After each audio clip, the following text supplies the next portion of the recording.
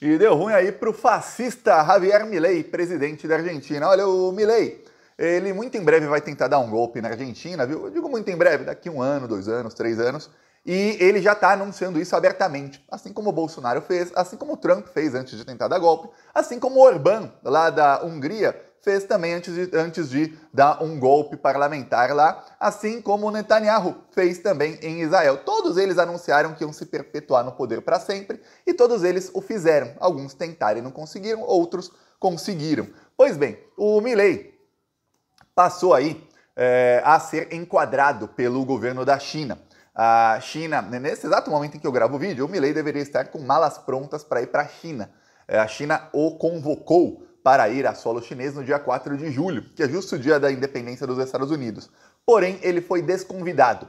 Falaram, não venha mais. Não quero mais me encontrar com você. Milei, falou o presidente da China. A China, obviamente, não fez isso de maneira, olha, estamos desconvidando, mas cancelaram o encontro. E aí depois a China falou que não tinha tempo aí para fazer um encontro com o Milei da maneira que o presidente da China quer. E que isso vai ficar só para o ano que vem, que ele não quer mais se encontrar com o Milei nesse ano. Então a China perdeu a paciência. Está por aqui já com ele. Lembremos, o plano econômico dele, que é aí amplamente elogiado por toda a imprensa do Brasil e da Argentina, que não tenha dúvida, vão embarcar no plano golpista dele. O plano econômico dele depende 100% da China. A China precisa fazer um swap cambial, que é mudar a moeda em que a Argentina tem dívida com a China, porque se isso não acontecer, o plano dele vai dar muito errado, porque eles são credores da China em bilhões e bilhões de dólares. Pois bem, o que acontece é o seguinte, o Milei passou aí a atacar o Lula.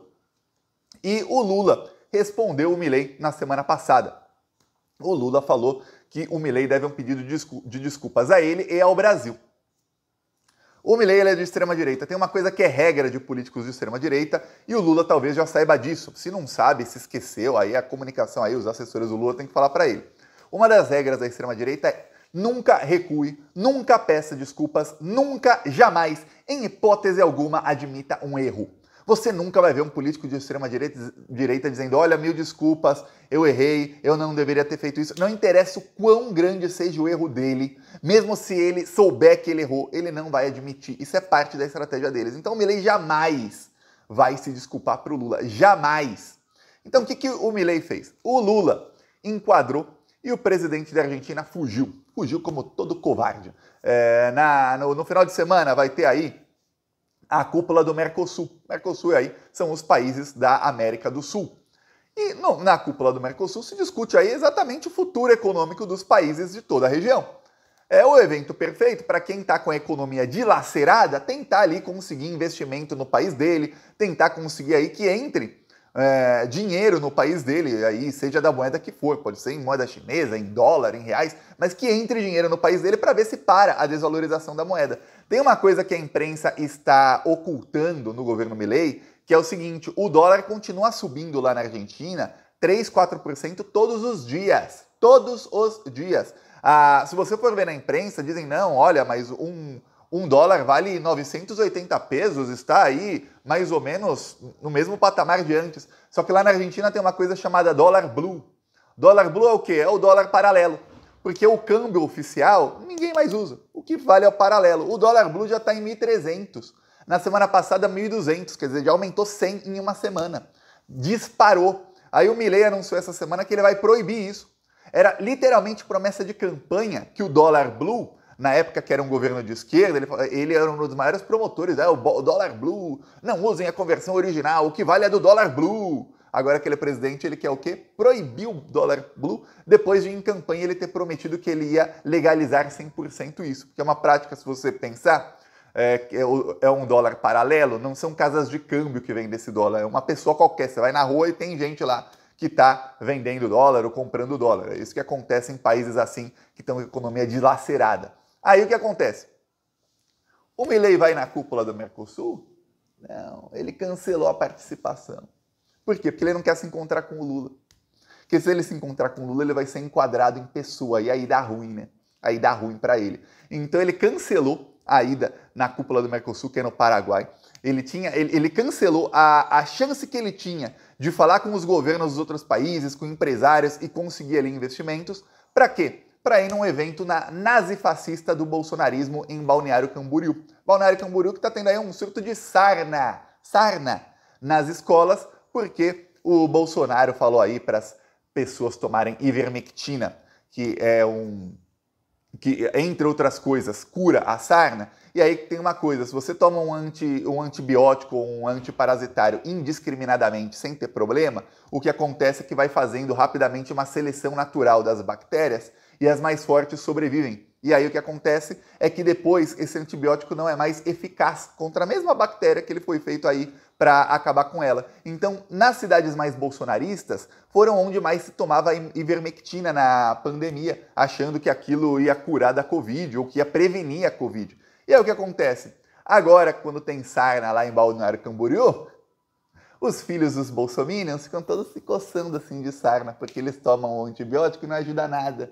Porque eles já fizeram uma seleção natural das bactérias ali da sarna, e agora as crianças ficam ali, não adianta mais tomar o remédio. Bolsominions, sempre assim ferrando a sociedade. Pois bem, lá estará, no meio do surto de sarna, já pensou eles todos com sarna? Estarão lá o Bolsonaro, Eduardo Bolsonaro e todos os líderes aí da extrema-direita do Brasil, e estará ali o Milei e alguns outros convidados internacionais. Esse evento se chama CPAC. Esse CPAC é um evento que tem na Europa, tem nos Estados Unidos, tem no Brasil. A diferença é que lá nesses outros países é um evento que se autofinancia. Para você ter ideia, nos Estados Unidos, os ingressos para participar da CPAC chegam a mais de $1.000. Tem ingresso mais barato ali, são $100. E aí imagina que vão 10 mil nazistas ali, cada um deles pagou $100 mil, $1 milhão. Só que alguns pagaram mais de $100. Aí você vê, caramba, é muita grana, né? Eles até lucram com esse evento. Lucram. E no Brasil? Não, no Brasil não. No Brasil, geralmente é feito com dinheiro público mesmo, tá? O Eduardo Bolsonaro pega dinheiro do fundo partidário, que é dinheiro do PL, do partido dele, e coloca na organização do evento. No Brasil o evento é grátis, porque os nazifascistas do Brasil não querem pagar, não tem grana. Tem grana, muitos têm grana, muitos são bem ricos, muitos são políticos corruptos. Mas, pô, se a gente pode fazer com dinheiro público, desviar dinheiro público para fazer o evento, para que a gente vai cobrar?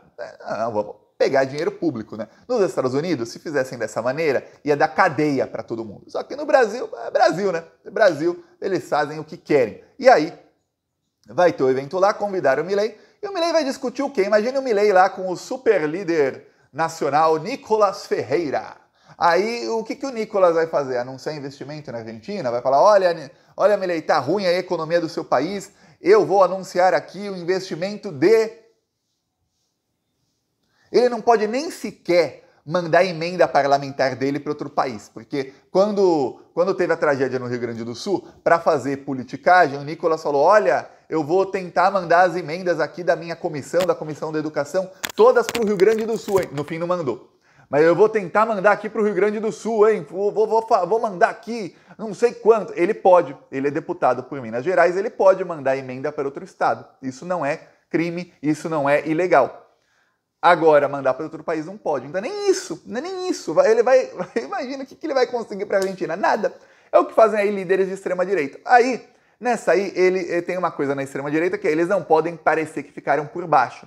E fica mal, pega mal para o Milei. Pô, peraí, o Lula disse que você deve desculpas, e aí você foge do evento que ele vai estar. Ah, Thiago, mas é que os eventos são na mesma data. Pô, tem um evento importante aqui, a cúpula do Mercosul. Você não vai para ir num eventinho lixo desses?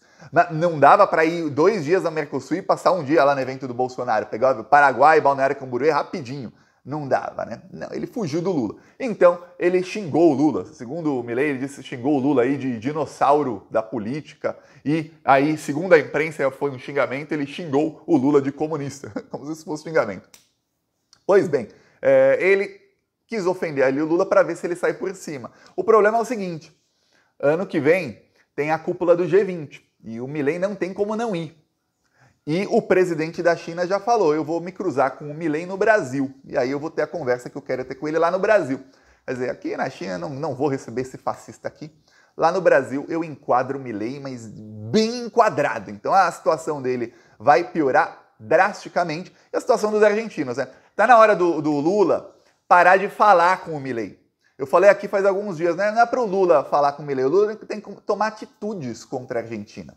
Atitudes contra o Milei. Atitude mesmo na economia. Ó, qual é o setor aí da economia que mais apoia o Milei? Vamos bater forte neles. Qual o setor da economia argentina que depende do Brasil e que está apoiando essa ditadura do Milei? Ah, é tal, então bate forte neles. Bate forte, toma atitude, assina, usa a caneta, Lula. É isso que ele tem que fazer, aí ele começa a rachar. Sabe por quê? Porque quando um governo de extrema-direita quer ajudar outros de extrema-direita, eles fazem isso. Eles impõem sanções, eles impõem, quando é na sanção, tarifas.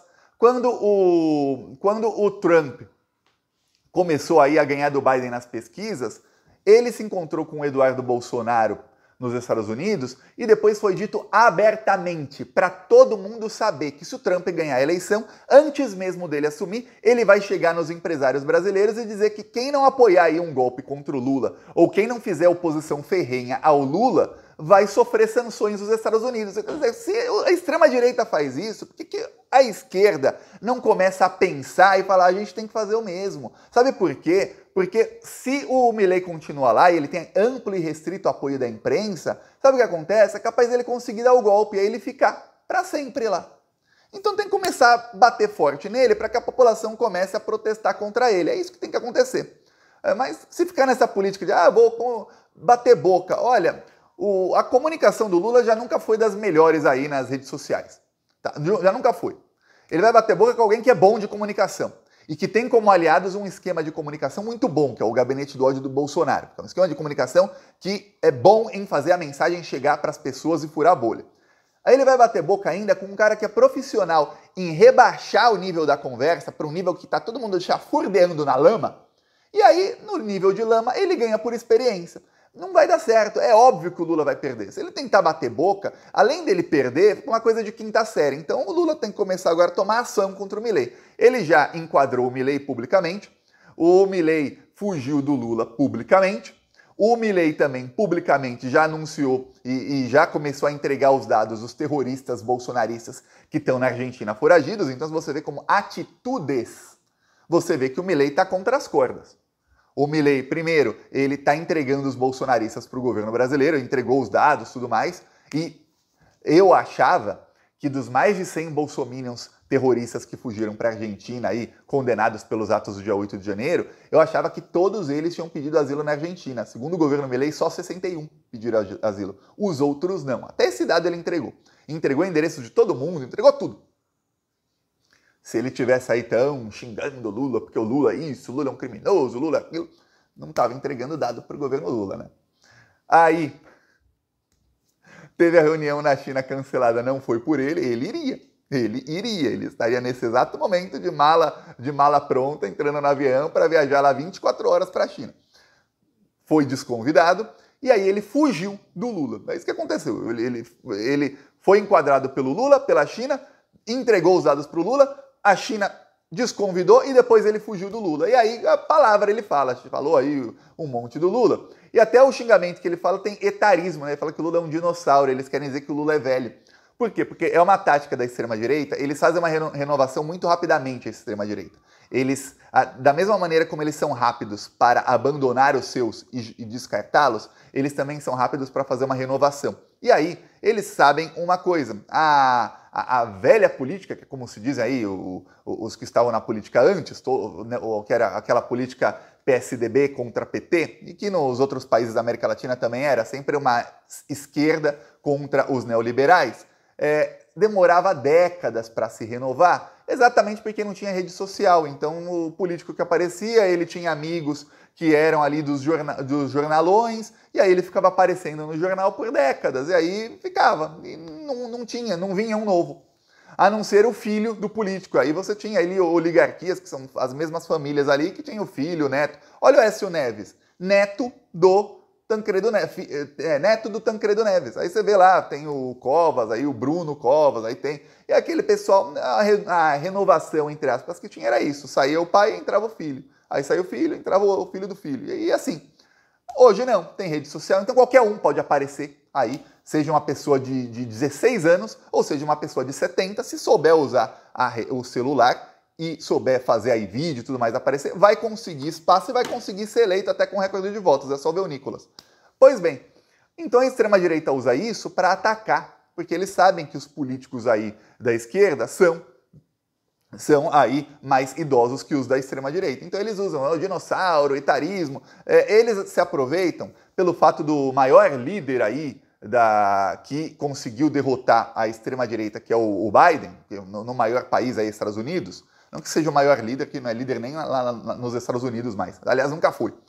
Ganhou porque era contra o Trump. Mas enfim, a maior vitória que teve aí contra a extrema-direita, que foi nos Estados Unidos, o Biden tá mais para lá do que para cá. O Biden trava, o Biden já faz muito tempo que ele tá mal. Então aí isso corrobora aí com o etarismo que eles usam. O etarismo é preconceito contra pessoas mais velhas. E aí eles falam, ó, tá vendo? Eles querem dizer que todos estão assim. E no Brasil, eles têm, eu mostrei aqui esses dias aí o Antônio Tabet do Porta dos Fundos falando mesmo sobre o Lula, insinuando que o Lula tá gagá.